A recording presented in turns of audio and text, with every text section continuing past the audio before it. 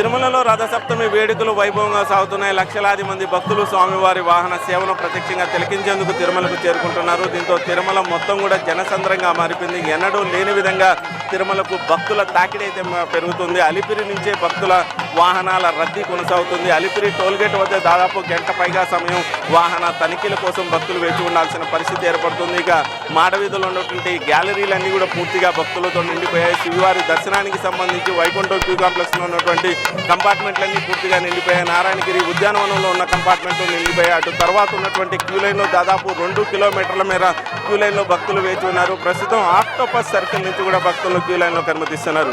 ఈ నేపథ్యంలో తిరుమలకు సంబంధించినటువంటి భద్రతా వివరాలు తెలపడానికి మనతో పాటు తిరుపతి ఎస్పీ సుబ్రాయుడు ఉన్నారు. వారిని అడిగి మరిన్ని వివరాలు తెలుసుకున్న ప్రయత్నం చేద్దాం.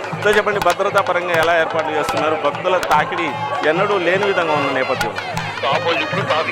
అందరికీ కూడా ఈ రథసప్తమి శుభాకాంక్షలు.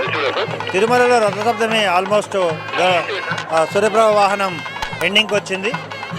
అందరికీ కూడా ఎటువంటి ఇబ్బంది లేకుండా అన్ని భద్రతా చర్యలు తీసుకోవడం జరిగింది. ముఖ్యంగా నిన్న రాత్రి నుండి కూడా ఎక్కువగా భక్తులు రావడం జరిగింది. దానికి అనుగుణంగా అన్ని చర్యలు తీసుకున్నాం.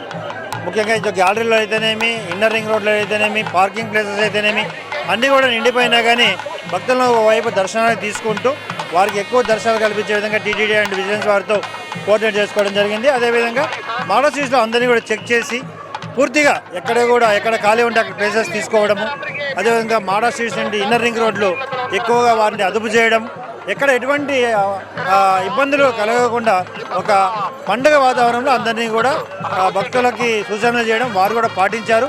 టీటీడీ, విజిలెన్స్ మరియు పోలీసు అందరూ ఒక సహకారంతో ఒక డిపార్ట్మెంట్గా పనిచేయడం జరుగుతుంది. సార్, ఈసారి ట్రాఫిక్ ఎక్కువగా ఉంది. దర్శనంకి వచ్చిన భక్తులు ఎక్కువ సంఖ్యలో ఉన్నారు. మాడవీధిలో గ్యాలరీలు నిండిపోయాయి.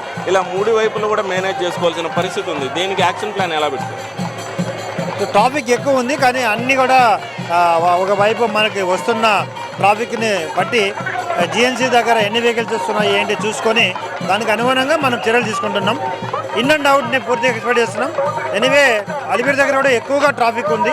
వాటిని అదుపు చేయడానికి కింద తిరుమలలో కెమెరాలు, డ్రోన్స్ ద్వారా పూర్తిగా కమాండ్ కంట్రోల్ ద్వారా చూస్తున్నాం. ఇక్కడ కూడా మనం పూర్తి కెమెరాలన్నీ కూడా అనుసంధానం చేసి కమాండ్ కంట్రోల్ ద్వారా వీక్షిస్తూ అధికారులు అలర్ట్ చేయడము, స్పెషల్ పార్టీస్ని ఉంచుకోవడం, సెపరేట్ ఎమర్జెన్సీ ఫోర్స్ కూడా ఉంచుకొని వాటి ద్వారా అదుపు చేయడం జరుగుతుంది.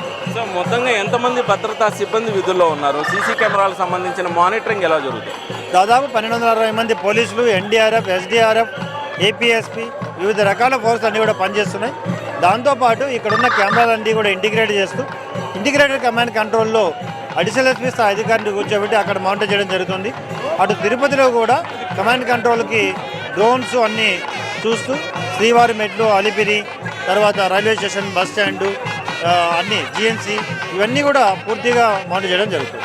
ఈ మొత్తంగా కూడా పూర్తి స్థాయిలో భద్రతా ఏర్పాట్లు చేశాం. దాదాపు 1260 మంది పోలీసులు భద్రతా విధులను పర్యవేక్షిస్తున్నారు. మరోవైపు కమాండ్ కంట్రోల్ ద్వారా ఎప్పటికప్పుడు సీసీ కెమెరాల ద్వారా భక్తుల రద్దీని పర్యవేక్షించేలా కూడా ఏర్పాట్లు చేశామంటూ కూడా ఎస్పీ సుబ్బరాయుడు పేర్కొంటున్నారు. ఇది ప్రస్తుతం తిరుమలలో జరుగుతున్నటువంటి తాజా పరిణామాలు. Camera person Ravanth, Mohan Prasad, active Tirumala.